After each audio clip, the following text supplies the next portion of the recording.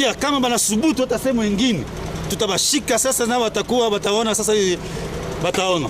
Baada ya kuchukua mji wa Goma, mji mkuu wa Kivu Kaskazini, waasi wa M23 wameanza msako wa wanajeshi wa serikali na wote waliokuwa wakishirikiana nao, hasa wanajeshi kutoka Burundi na mamluki kutoka Ulaya, yani Ufaransa, kutoka Rumani.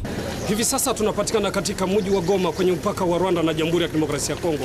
Hawa unawaona ni wanajeshi kutoka Rumani pamoja na Ufaransa ambao walikuja kusaidia jeshi la Jamhuri ya Kidemokrasia ya Kongo, lakini baadaye walikamatwa na waasi wa M23.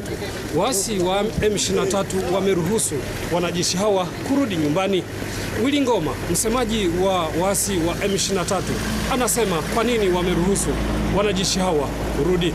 Willy Ngoma, kwa Kiswahili, hawa ni wanani wazungu hao? Hiyo ni mercenary tunawabana, lakini sasa tunawaachia huru baende kwao, sababu ni watu walikuja kupigana juu ya franga ya pesa.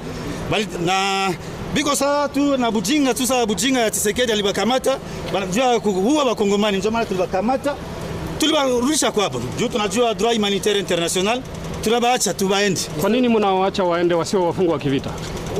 Biko wafungwa kivita, lakini tunawaacha waende.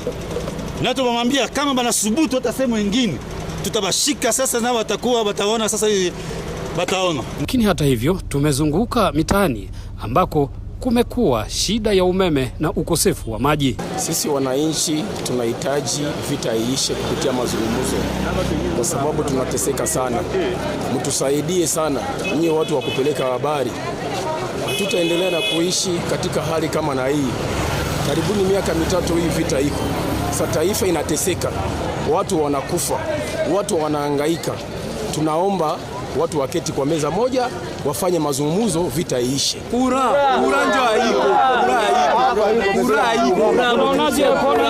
Unahitaji nini? Tunahitaji amani ya kwanza kura. Amani ya tunahitaji hapa Goma. Tunapenda barudishe kwanza kura, tuna moto. Hii giza hatuitaki. Na mai aprepara tushe na connection. Pengine hatuhangaike kwanza. Wa Goma tunahitaji ya kwanza iwe usalama. Wakati tutapata usalama, tunahitaji pia na umeme kura. Apre umeme tutahitaji nini? Connection, tupate connection. Tunateseka sana. Ya kwanza ikuwe usalama. Apre ça tulale bien. Apre kura tupate nini? Connection, yaani umeme. Mwaki tunahitaji. Wakati risasi inapiga, mimi nilivichama ndani ya kitanda kabisa. Nilibaki ndani ya nyumba basi. Wakati risasi ilipunguka nikatana inatoka ndani ya nyumba, nikarudia tena nje. Ndio umeona M23. Ndio. Sasa mapigano na msako mkali ukoendelea, M23 ikiomba wafanyakazi wa serikali na wanajeshi waliojificha kujiripoti. Kazi ya Goma bakuwe calme. Kila mtu atoke kwake, afanye biashara yake.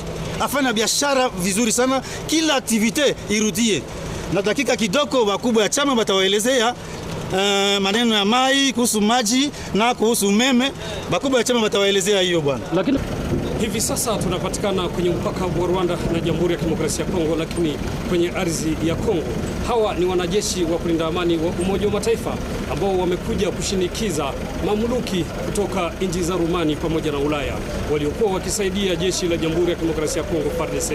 Hii ni baada ya waasi wa M23 kudhibiti vilivyo mji wa Goma, ikiwemo uwanja wa ndege pamoja na vituo vya redio na ofisi za serikali.